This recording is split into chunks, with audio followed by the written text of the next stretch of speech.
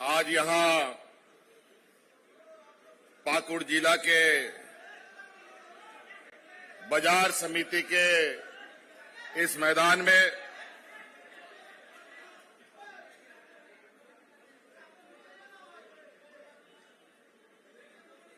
आपकी योजना, आपकी सरकार, आपके द्वार शुभारंभ की ये दूसरे दिन के इस पड़ाव में उपस्थित हमारे साथ मंच पर हमारे मंत्रिमंडल सहयोगी आदरणीय आलमगीर आलम साहब, हमारे साथ मंच पर उपस्थित हमारे मंत्रिमंडल सहयोगी बड़े भाई सत्यानंद भोक्ता जी, यहां उपस्थित हमारे वरिष्ठ नेता विधायक आदरणीय स्टेफन मरांडी जी, यहां उपस्थित राजमहल लोकसभा सांसद विजय हांसदा जी, यहां उपस्थित विधायक दिनेश मरांडी जी, उपस्थित जिला परिषद अध्यक्षा और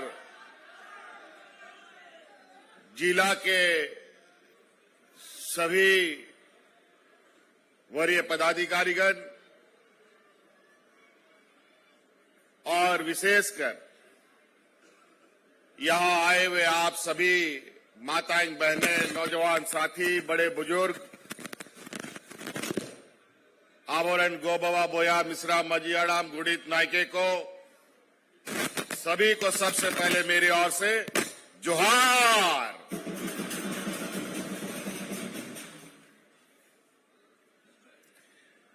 बहुत सारी बातें मंच में आ गई है। मैं कोशिश करूंगा बहुत संक्षिप्त में बातों को रखने का, लेकिन चूंकि हम आम दिनों की तरह रोज आपके क्षेत्रों में भ्रमण नहीं कर पाते हैं, कार्य विशेष समय पे ही मैं आ पाता हूं, क्योंकि आप लोगों के लिए हमें कार्य योजना बनानी पड़ती है और उसे धरातल पर कैसे पहुंचाया जाए, इसके लिए भी कार्य योजना बनानी पड़ती है।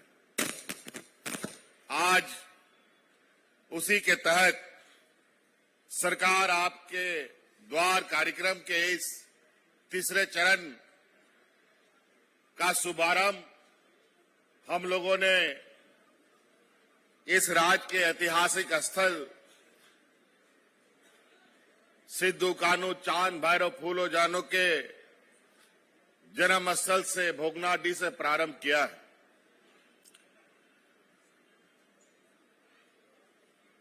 यानी कल से और पूरे राज्य में ये शिविर कल प्रारंभ हुआ है। कल आपके पाकुड़ जिले के भी मुझे लगता है 4-5 पंचायतों में शिविर लगा था और आज भी लगभग 4-5 पंचायतों में ये शिविर लगा हुआ है। एक शिविर में आज मैं खुद मौजूद हूं। वह कागज बदला तो पीला रंग का, और अभी आपके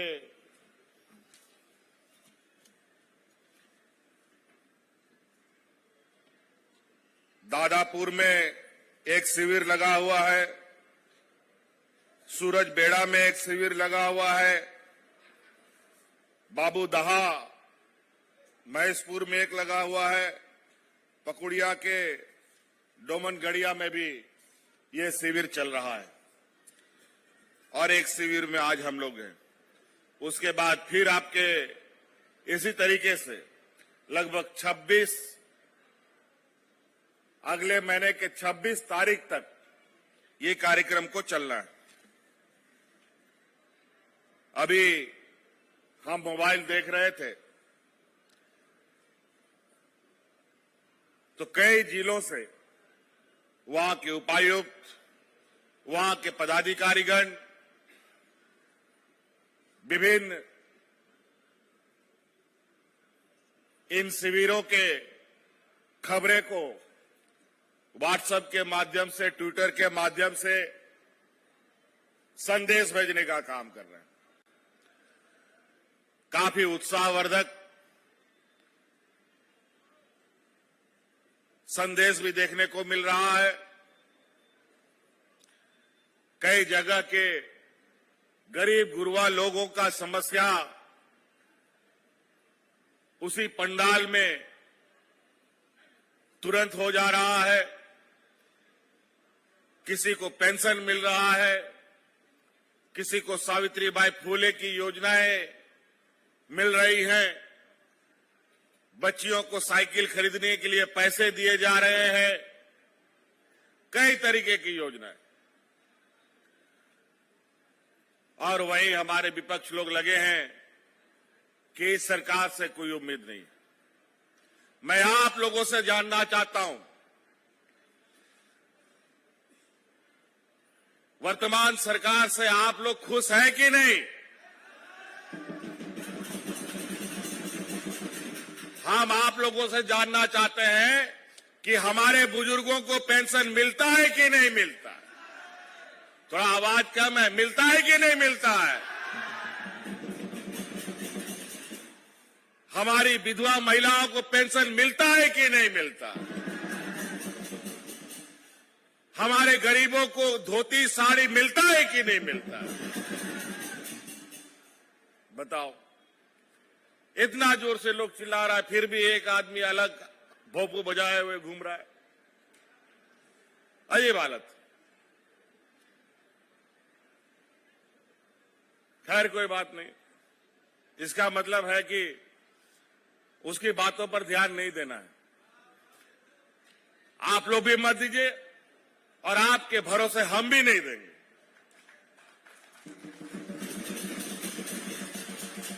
तो इसलिए हमें अपना काम करना है।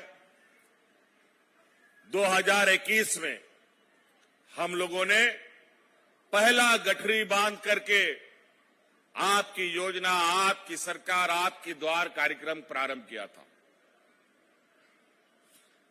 उस समय बहुत जगहों पर सड़क नहीं, पुल नहीं, पुलिया नहीं, मंत्री, विधायक, डीसी, एसपी ट्रैक्टर में कुर्सी रख करके बैठ के जा रहा था। कोई बैलगाड़ी में जाता था, कोई मोटरसाइकिल में जाता था। लेकिन पंचायतों में, आपके दरवाजे में जो बीडीओ, सीओ कर्मचारी कभी जाता नहीं था, अपना ब्लॉक कार्यालय का कंप्यूटर, लैपटॉप और प्रिंटर उठा उठा करके शिविरों में बैठा हुआ था। पहला चरण में लगभग 35 लाख आवेदन हमको मिला। उसी प्रकार 2022 में हम लोगों ने दूसरा चरण का शिविर प्रारंभ किया। उस शिविर के माध्यम से 55 लाख आवेदन मिले और ये अब 2023 का तीसरा चरण का शिविर अभी हम लोगों ने कल प्रारंभ किया। और हमारा देखा देखी कई राज्यों ने सरकार आपके द्वार के इस तरीके की योजनाएं बनाकर प्रारंभ किए। कई राज्य तो हमसे भी तेज, उन लोग तो साल में 2-2, 3-3 शिविर लगा दे रहा है। क्योंकि मुझे लगता है कि शिविर के माध्यम से जो हम लोगों को, हमारे ग्रामीणों के समस्याओं के बारे में जो सूक्ष्म जानकारी प्राप्त हो रही है, वो पदाधिकारी पहले कभी नहीं देते थे। पहला चरण का शिविर इस तरीके से था कि बूढ़ा बुजुर्ग लोग बेचारा रोज धक्का खाता था पेंशन के लिए। विधवा महिला 40 वर्ष नहीं होती थी तब तक पेंशन के लिए फॉर्म भी नहीं भर सकती थी।